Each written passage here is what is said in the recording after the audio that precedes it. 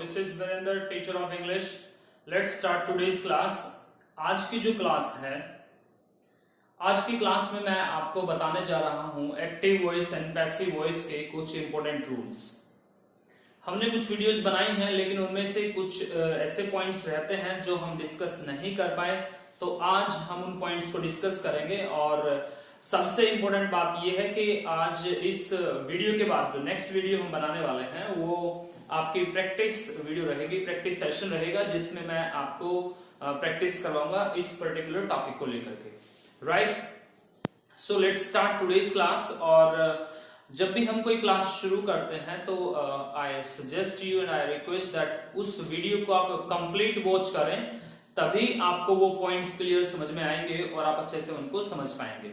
Right, so let's start. देखिए क्या है, तो active voice and passive voice का हम टॉपिक आज शुरू करने वाले हैं, और इसमें कुछ एक पॉइंट ऐसे हैं जो रहते हैं। राइट, तो उनको हम आज डिस्कस करेंगे। अब मैंने किसी भी वीडियो में आपको ये नहीं सिखाया कि अगर इंटेरोगेटिव सेंटेंस होंगे, अगर क्वेश्चन पूछने वाले सेंटेंस होंगे जिसमें क्वेश्चंस पूछा जाता है, जिसमें क्या पूछा जाता है, क्वेश्चंस पूछा जाता है, तो उसके अंदर सेंटेंसेस हम कैसे बनाते हैं।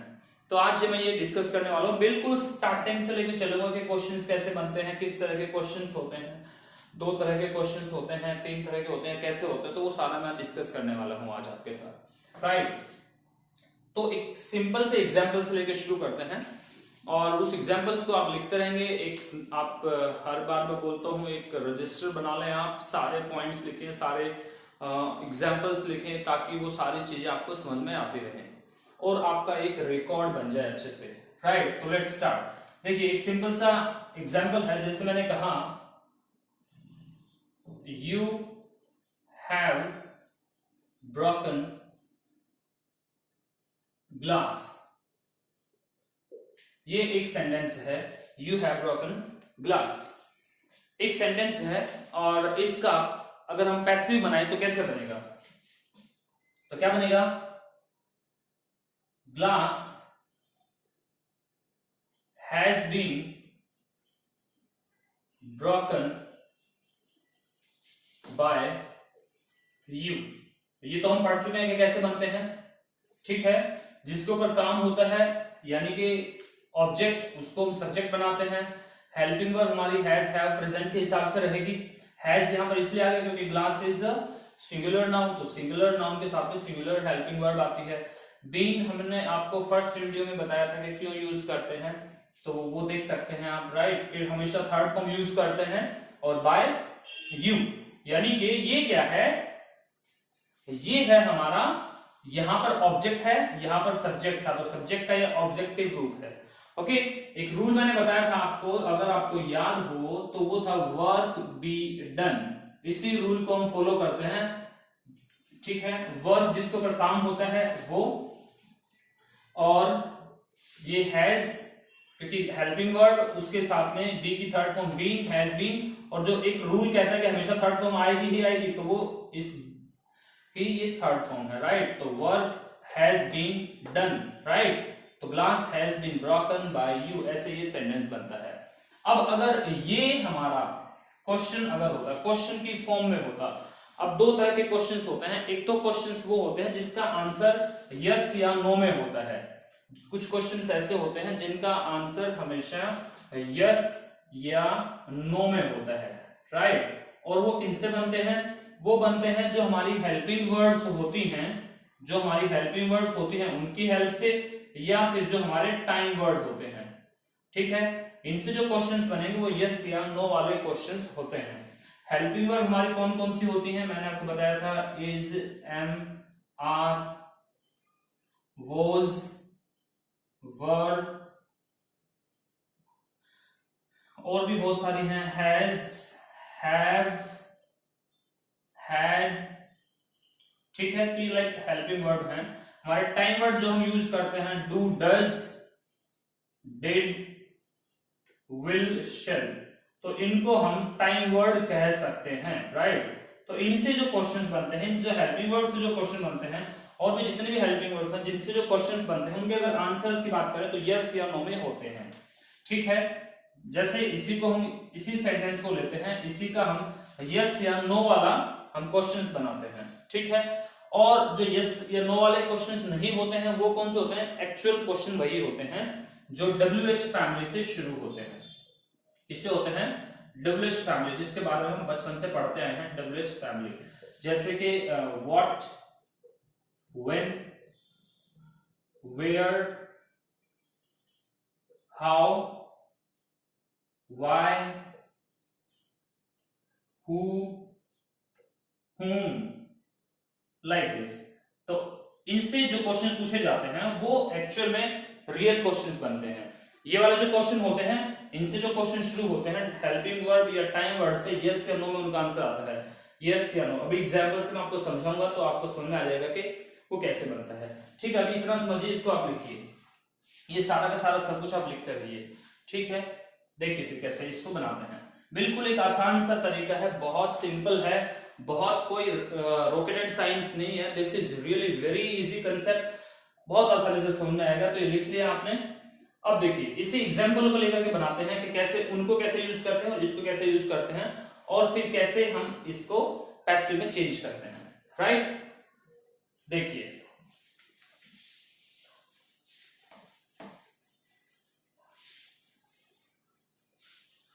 अब ये एक है हमारा, हमने बनाया यू हैव ब्रोकन ग्लास। तो इसका क्वेश्चन कैसे बन जाएगा, have you broken, have you broken the glass, right question. अभी इसका जो था ये इसका पैसिव है, ये एक्टिव है, राइट, दिस इज एक्टिव। और ये क्या है, ये जो सेंटेंस बनाया है हमने, ये बना दिया हमने पैसिव में। तो सेम ये भी एक्टिव में है, क्वेश्चन इसी से बनाना, ये ऐसा कैसा सेम हमारा, have you broken the glass, yes या नो। मैं आपसे पूछूं आपने ग्लास तोड़ा है क्या, तो आप क्या आंसर देंगे, यस या नो। तो ये यस या नो वाले क्वेश्चन होते हैं। तो इनका कैसे बनेगा, इसमें जैसे ये है सेम बिल्कुल, और इसमें भी हमने हेल्पिंग वर्ब को आगे लिख लिया है, यहां पर सेम वर्ड है, केवल हेल्पिंग वर्ब को हमने आगे लिख लिया है और सेम वही है। ऐसे ही यहां पर इसका हो जाएगा, और क्या बन जाएगा, has the glass, has the glass been broken by you, very simple। तो ये इस वाले का पैसिव बन जाता है, राइट। ये इसका इंटरोगेटिव वाला सेंटेंस है, ये इसका कौन सा है, इंटरोगेटिव वाला सेंटेंस है, और इसका पैसिव ये बनता है, राइट। यानी कि इंटेरोगेटिव का किस तरीके से इंटेरोगेटिव में भी पैसिव बनता है। तो वेरी सिंपल। अब आपको ये समझ में आया कैसे बनता है, ये सिंपल है, सिंपल सेंटेंस है तो इसका सिंपल पैसिव है, ये इंटेरोगेटिव सेंटेंस है तो इसका इंटेरोगेटिव पैसिव है, ठीक है। अब इसको रियल क्वेश्चंस में कैसे चेंज करते हैं, तो कुछ नहीं करना होता, केवल ये करना होता है आपको कि इसके साथ में केवल WH फैमिली को जोड़ देना होता है, ठीक है। तो जैसे कि कोई भी एग्जांपल y, जैसे हमने ये y जोड़ दिया इसके साथ में y, तो y को जोड़ दिया इसके साथ में, और सेम सेंटेंस लिखना है, तो ये इंटरोगेटिव हमारा सेंटेंस बन जाता है पैसिव फॉर्म में, राइट। जैसे y has the glass been broken by you. This is really very easy, बहुत आसान है, अंडरस्टूड, समझ में आया आपको ये। तो ये बहुत आसान है, इसी तरीके से बस कुछ नहीं करना है आपको, पहले सिंपल सेंटेंस का आपको ये सीखना, पैसिव कैसे बनता है, फिर सिंपल से ही इंटरोगेटिव कैसे बनता है, और फिर उस पैसिव का कैसे इंटरोगेटिव पैसिव बनता है, ये ऐसे बनता है, ठीक है। और उसके साथ में केवल WH फैमिली को यूज करना है, that's it, very simple rule, और इसके अलावा कोई भी रूल नहीं है, यही है बस, ठीक है। और कैसे बनता भाई, क्या तोड़ दिया आपने, तो what has been broken by you,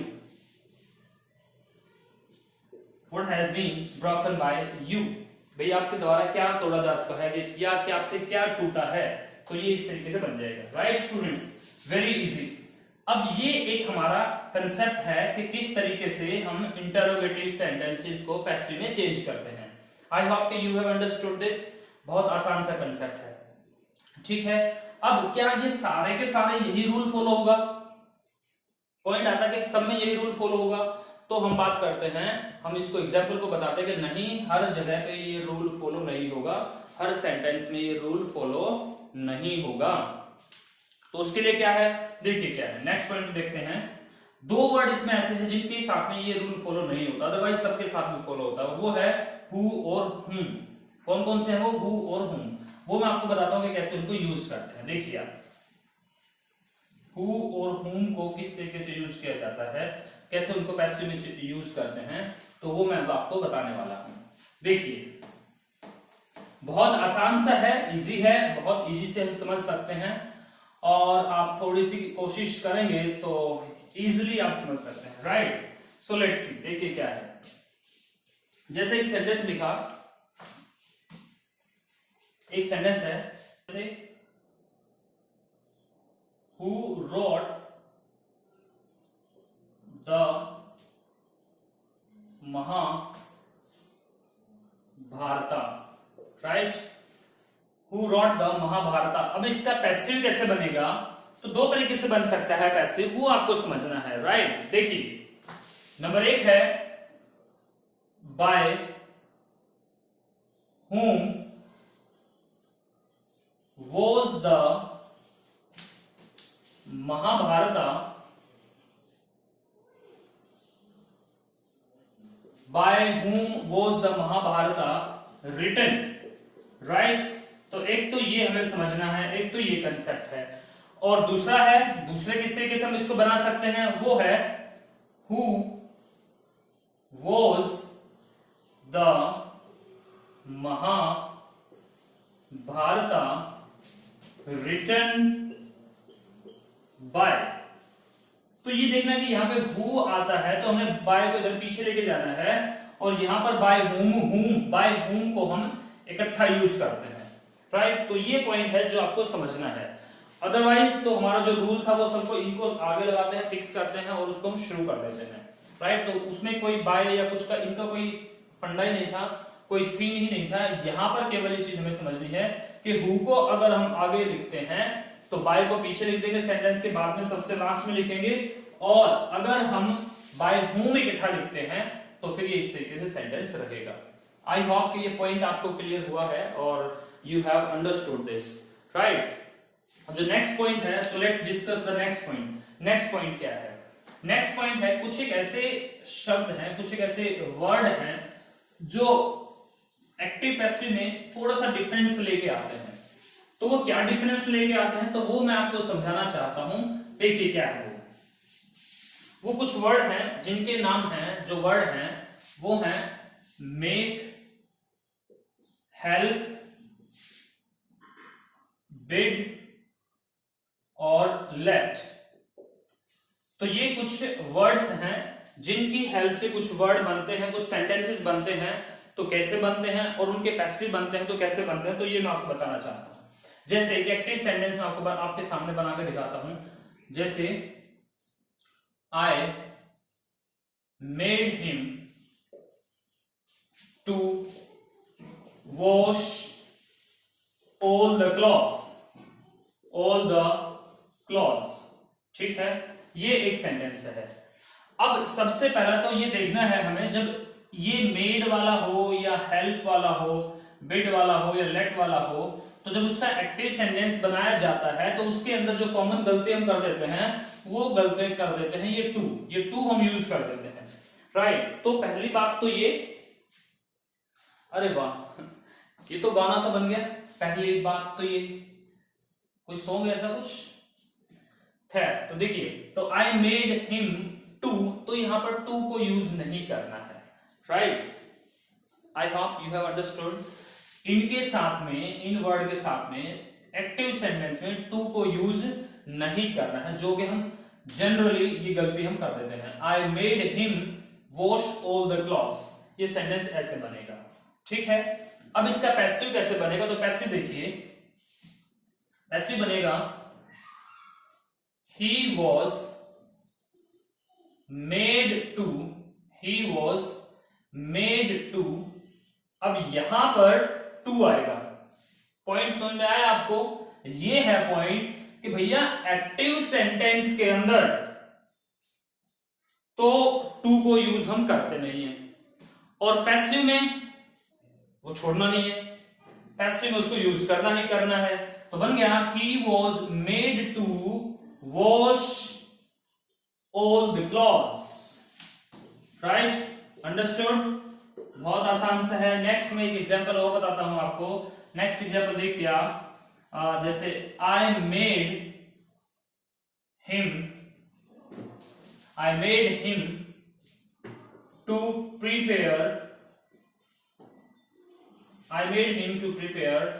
the notes। अब ये एक एग्जांपल है, ठीक है। अब वही गलती फिर हम दोबारा से करते हैं, यानी कि भैया वो टू नहीं आएगा, टू हमने यूज नहीं करना है। तो आपको ये पता होना चाहिए। क्या पता होना चाहिए? क्या है पॉइंट? बताइए आप। पॉइंट क्या है? पॉइंट है कि भैया एक्टिव जब हम सेंटेंसेस बनाएंगे, एक्टिव वॉइस के जब सेंटेंस होंगे तो वहां पर मेक, हेल्प, बिड और लेट वाले जब एक्टिव सेंटेंस होंगे तो उनमें हम टू को यूज नहीं करते, लेकिन जब पैसिव में लेके जाएंगे उनको तो हम वहां पर उनके साथ में टू को यूज करते हैं। तो ये कैसे बन जाएगा? तो देखिए कैसे बन जाएगा ये। जैसे ये सेंटेंस है हमारा, he was made to wash all the clothes by me, right? क्योंकि ये भी तो हमें चेंज करना है, ये भी तो इसका पैसिव, इसका भी तो ऑब्जेक्ट बनाना है। तो सेम यहां पर ऐसे ही है। तो कैसे है? he was made to prepare the notes by me। यानी कि यहां तक का ये हमने देखना है और इसको इसके हिसाब से चेंज करके ये हमने अपना उसका ऑब्जेक्ट बना देना है, राइट? और बाद में फिर ये वाला जो है लास्ट में, बिल्कुल लास्ट में फाइनल ऑब्जेक्ट हमें ये दे देना है इसको, राइट? तो ये चीज है जो आपको समझनी है। This is really very easy. Next जैसे हेल्प है, एक वर्ड हेल्प का एग्जांपल देखते हैं हम। जैसे they help him to change the room। अब वही सेम ये वाला पॉइंट बताइए आएगा कि नहीं आएगा? जी हाँ, ये बिल्कुल नहीं आएगा, क्योंकि जैसा रूल में बताया गया है कि भैया इनके साथ में, हेल्प के साथ में एक्टिव वॉइस में टू नहीं आएगा तो नहीं आएगा, राइट? तो इसका पैसिव कैसे बन जाएगा? he was, ठीक है, इसका ये ऑब्जेक्ट है, यहां पे सब्जेक्ट ही was क्यों? क्योंकि पास्ट का टेंस है, सेकंड फॉर्म है। तो सेकंड फॉर्म क्या होता है? पास्ट होता है, ठीक है। तो यहां पे भी क्या है? सेकंड फॉर्म है। यहां पर तो खैर थर्ड फॉर्म है, क्योंकि हमने पैसिव बनाया तो थर्ड फॉर्म आ जाते हैं, बट ये यहां पर सेकंड फॉर्म है, ठीक है। ऐसे यहां पर ये सेकंड फॉर्म है, ये पैसिव में थर्ड फॉर्म होती है, ठीक है। मेक, मेड ये होती है, राइट? तो he was helped, क्या बनेगा? he was helped किस लिए? To change the room. he was helped to change the room by them। इसको ड्रॉप भी किया जा सकता है, राइट? तो ये सेंटेंस इस तरीके से बनता है। आई होप के यू हैव अंडरस्टूड दिस। कुछ एग्जांपल मैं एक एग्जांपल आपको बिल्ड का भी देता हूं। जैसे आई बेग हिम, अब टू नहीं लगाना है, लीव द रूम, ठीक है। तो ये सेंटेंस बनता है। तो सेम he was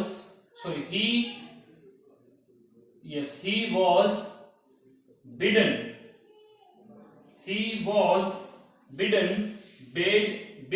bidden।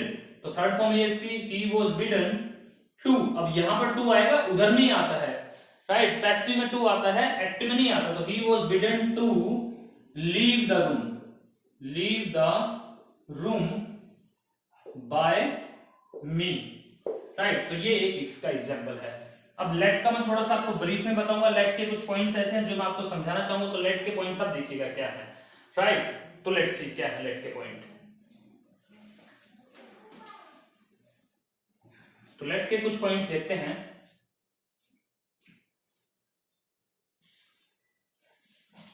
देखिए लेट के पॉइंट्स क्या हैं। लेट को हम दो तीन तरीके से यूज करते हैं, दो तीन तरह के सेंटेंस बनते हैं, तो सारे मैं आपको बता देता हूं।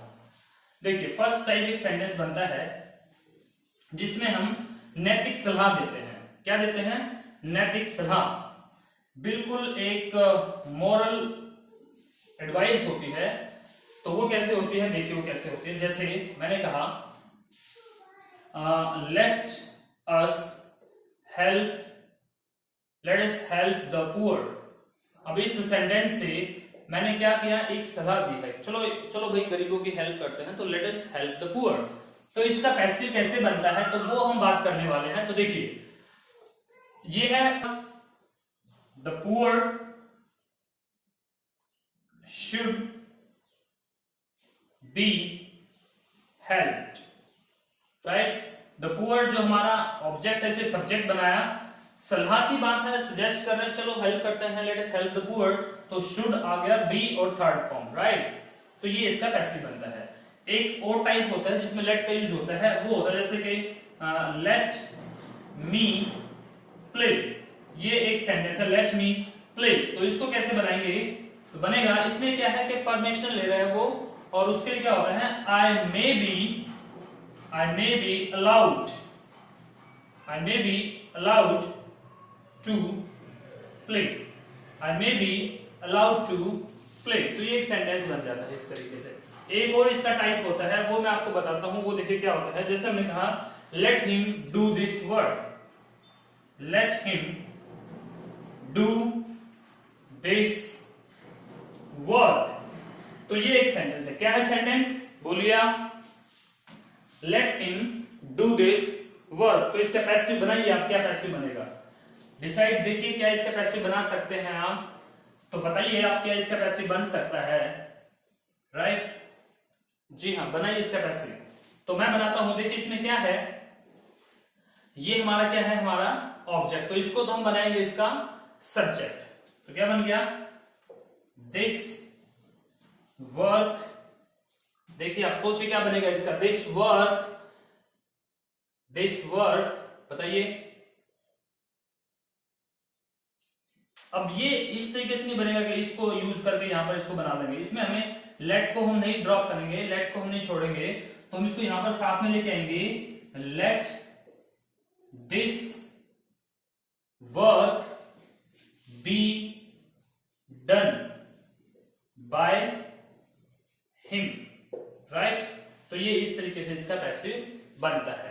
तो ये कुछ एक टाइप हैं जो मैंने आपको बताई आज, और आई होप कि यू हैव अंडरस्टूड। अब एक लास्ट पॉइंट रहता है जो हम डिस्कस करने वाले हैं। This is the last point which we are going to discuss. Last point क्या है कि यहाँ पर जब हम पैसिव में चेंज करते हैं, जैसे यहाँ पर हमने देखा कि जब एक्टिव सेंटेंस बनाते हैं तो टू को यूज नहीं करते, लेकिन जब पैसिव बनाते हैं तो हम टू को यूज करते हैं। तो ऐसे कुछ वर्ड होते हैं जो हमेशा अपनी फिक्स प्रीपोजिशन लेके आते हैं, हमेशा फिक्स प्रीपोजिशन उनके साथ में यूज होती है।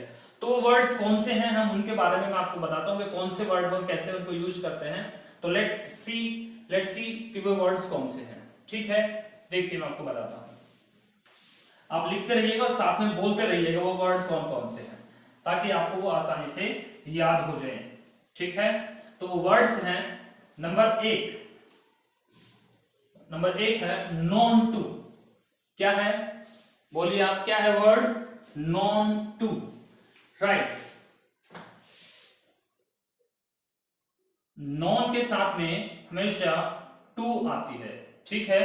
जैसे इसका एक एग्जांपल मैं आपको बनाता हूं, फिर आपको आइडिया हो जाएगा कि कैसे वो यूज होते हैं। जैसे मैंने कहा आई नो यू, कि मैं आपको जानता हूं। अब यहां पर तो कोई प्रीपोजिशन नहीं है जैसे, लेकिन अगर इसका हम पैसिव बनाएंगे तो वो कैसे बनेगा, तो बनेगा you are known to me. तो ये इसका पैसिव है। तो यहां पर नॉन के साथ में टू आ गया, राइट। नॉन के साथ में क्या आ गया, टू आ गया। तो यहां पर एक्टिव के अंदर जो इसके साथ में कोई प्रीपोजिशन नहीं है, लेकिन जैसे ही हमने उसको पैसिव में चेंज किया तो क्या आ जाता है, एक उसके साथ में फिक्स प्रेपोजिशन आ जाती है, राइट।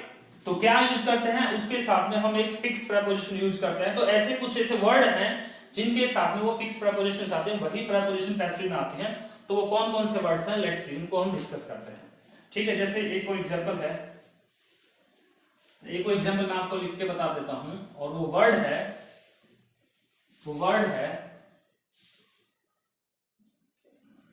engulf और engulfed in। क्या है वर्ड, engulfed in। जी हाँ, मेरे साथ बोलिए आप, क्या है वर्ड वो, engulfed in। तो जैसे कि इसका कैसे बनेगा, एग्जांपल देखिए आप, the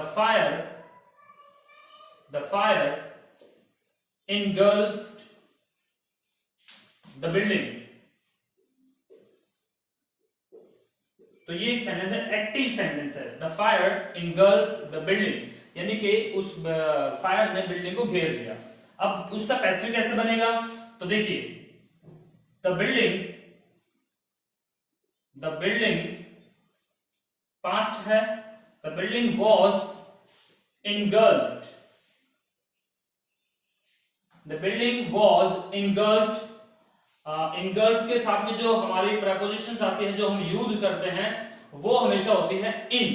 तो the building was engulfed in the fire, ठीक है।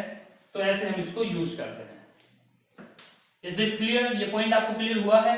तो ऐसे ही सारे के सारे कुछ और वर्ड हैं जो मैं आपको बताने जा रहा हूं, आप उनको नोट डाउन कर लीजिएगा। जैसे नॉन टू को यूज करते हैं, engulfed के साथ में इन प्रेपोजिशन आते हैं, इसको यूज करते हैं, एग्जांपल मैंने बताया। ऐसे ही सारे वर्ड्स को यूज करते हैं। तो वर्ड्स मैं आपको बता देता हूं कौन कौन से हैं। तो लिखिएगा, टायर्ड ऑफ, क्या है, टायर्ड ऑफ, एक वर्ड है टायर्ड ऑफ। क्या है वर्ड, टायर्ड ऑफ। दूसरा है सरप्राइज्ड एट, एक वर्ड है। दूसरा है अमेज्ड एट, जी हाँ, कौन सा वर्ड है वो, अमेज्ड एट। एक है स्टार्टल्ड के साथ में भी एट यूज होता है, तो स्टार्टल्ड एट। एक होता है एस्टोनिश्ड एट, ठीक है। तो ऐसे इसको यूज करते हैं। ये कुछ वर्ड हैं जिनके साथ में फिक्स प्रेपोजिशंस हम यूज करते हैं। और कौन से हैं वो मैं आपको बता देता हूं। स्टार्टर्ड एट हो गया, एस्टोनिश्ड एट हो गया। अब और कुछ वर्ड है वो देखिएगा आप, जैसे कि नॉन टू हो गया, टायर्ड हो गया, इंटरप्रेट हो गया, और होता है क्रैम्ड विद, ठीक है। क्या है वर्ड, क्रैम्ड विद के साथ में हम और वर्ड यूज कर सकते हैं, डेकोरेटेड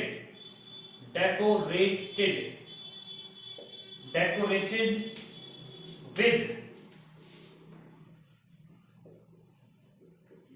फिल्ड विद। एक वर्ड है ये फिल्ड विद। फिल्ड के साथ में भी हम प्रेपोजिशन जो यूज करते हैं, विद यूज करते हैं। एक होता है thronged, THRONGED, thronged with. Throng का मतलब होता है भीड़ लग जाना, किसी जगह पर भीड़ होना, ठीक है। तो थ्रॉन्ग्ड आता है। एक होता है वेक्स्ड के साथ में यूज करते हैं एट। और एक वर्ड है जिसके साथ में दो प्रेपोजिशन यूज होती हैं, और वो होता है annoyed। क्या यूज होता है, क्या है वो वर्ड, annoyed। इसके साथ में दो फिक्स प्रेपोजिशन यूज होती हैं, और एक होती है somebody। क्या होता है, annoyed with और annoyed at, ठीक है। तो क्या डिफरेंस होगा और कैसे पता चलेगा कि annoyed with यूज होगा या annoyed at यूज होगा। तो ये पॉइंट आप याद रखिएगा कि कैसे पता चलेगा हमें। annoyed at तब होगा जब उसके साथ में किसी चीज का नाम होगा, ठीक है। annoyed at with something, right, और annoyed with somebody, right। जब कोई इंसान होगा तो somebody, चीज के लिए something, मतलब कि annoyed at, और कोई इंसान है तो annoyed with। तो इस तरीके से ये यूज होता है। आई होप कि ये आपको समझ में आए होंगे। ये कुछ वर्ड्स हैं जिनके साथ में हम फिक्स प्रेपोजिशंस यूज करते हैं, and I hope that you have understood it. Right, बहुत आसान सा है। आप इन सबको नोट डाउन कीजिए, वेरी इजी, सबको नोट डाउन कीजिए। और नेक्स्ट वीडियो जो बनेगी वो एक्सरसाइज प्रैक्टिस सेशन को लेकर के होगी, तो जिसमें मैं आपको बताऊंगा कि how we can do the practice और किस तरह के क्वेश्चंस आते हैं, कैसे उनको सॉल्व कर सकते हैं। राइट स्टूडेंट्स, तो this is all from my side. Bye, have a nice time, thank you for watching and enjoy, bye.